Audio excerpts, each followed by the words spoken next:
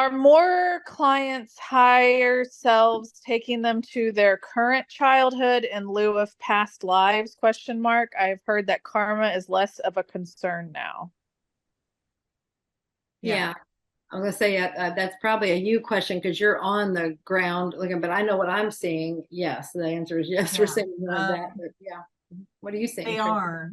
They're either going to alternate lives or current life, and fewer and fewer past life journeys, and the past life journeys are less and less karmic, um, and more like I swear the last ones I've had that do go into a past life, they're just going into a past life where they had a beautiful life. Mm-hmm. And just to remind them that Yeah. you can have that again. Yeah, like it might be something relevant. So what I was told is like there might be something back there to clean. When they go into this life, there's just something they need to see, clean it up. It's like there's just something there. Yeah. And then the other lives, what I'm getting right now is like what you're saying. It's just something they need to see. It's relevant to this life. It isn't necessarily so much karma. If there might be some there, but it really is. Gosh, it's been a long time. They told me karma was done. We it's just up to us to step off that wheel. Yeah. We just keep doing it because it's a habit, and it's entirely up to us if we want to keep playing that out or not. And so I'm just going to tell you, it's been over for a while. Yeah, and it does reflect that in the sessions, I as you're saying that, I'm just going to pop in with this. Like when I look at soulmates and twin flames as relationships, the soulmates come in and they help you work out the karma. The twin flames come in and they help you work into self-love and choosing self and all the things, like the self-respect, all the self stuff. Mm-hmm.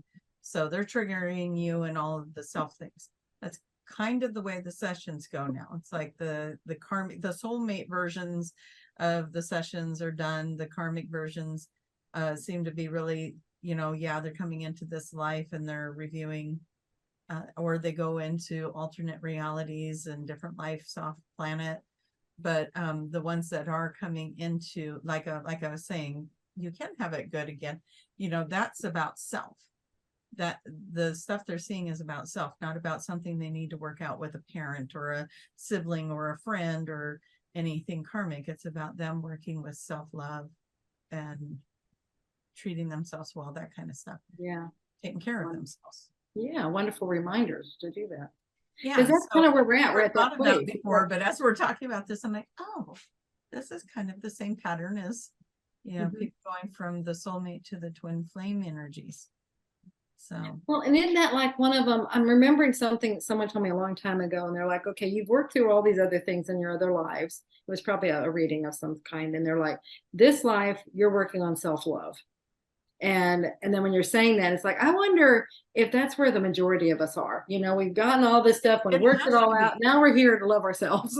Yeah, because we can't get to 5D if we don't have that piece, right? We can't get to New Earth if we don't have the love yourself piece. And when we love ourselves, then guess what? The reflection around us is all about the love. Yeah.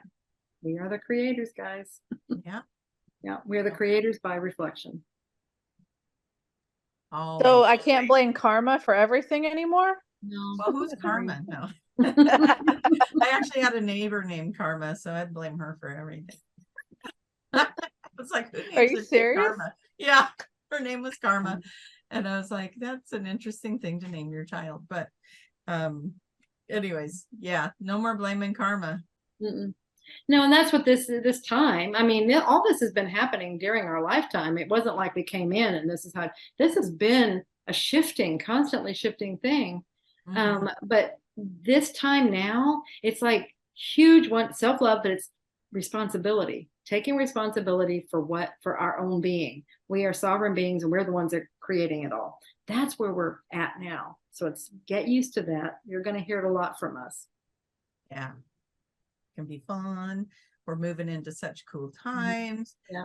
Technology's changing, we're changing, and the rest of the world's like in the craziness of it, and that's all divine and perfect. If that message hasn't come through clear in this last bit of energy, nothing is clear, because that's the message that I keep getting over and over again, is even the chaos is in perfect order.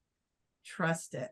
Trust it, because we need that We need the one, I think we talked about this before, but we need the ones that are asleep still, the ones that people are saying are asleep still. We need them.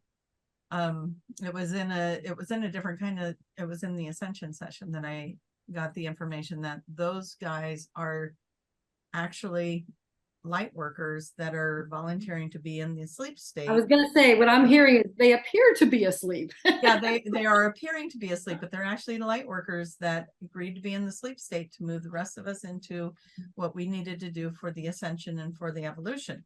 Yeah, and then they're going to wake roles. up and be boom, they're going to be ahead of us before, and you'll be like, what happened? That Joe was asleep yesterday and now he's over here, climbing mountains of spirituality. And so don't be, it's just let go of any judgment of any of it. If you think you're in judgment of it, let it go. Don't look at wars. Don't look at people that you don't feel are doing what they're supposed to be doing, because that's just your mirror. Let it go from inside of you. It's your war. It's where you're not pulling your weight. Go look at it. So it's not the people you're looking at. It's you. Right? Damn, that was really good. That was, yes. We need, sometimes we have to have it right in the face like that, but that's exactly it. Yeah. Take responsibility for it. Take responsibility. It's not always fun. And it's like, oh, me again. Yeah.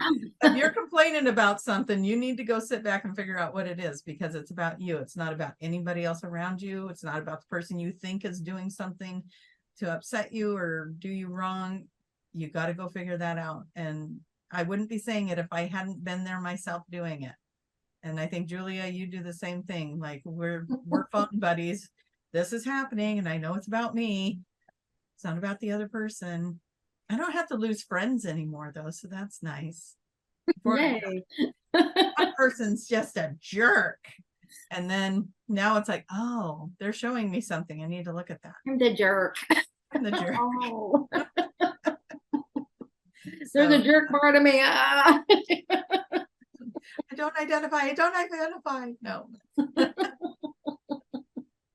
But yeah, it's what did your mom call it? Convoluted universe. It's a convoluted and quantum universe.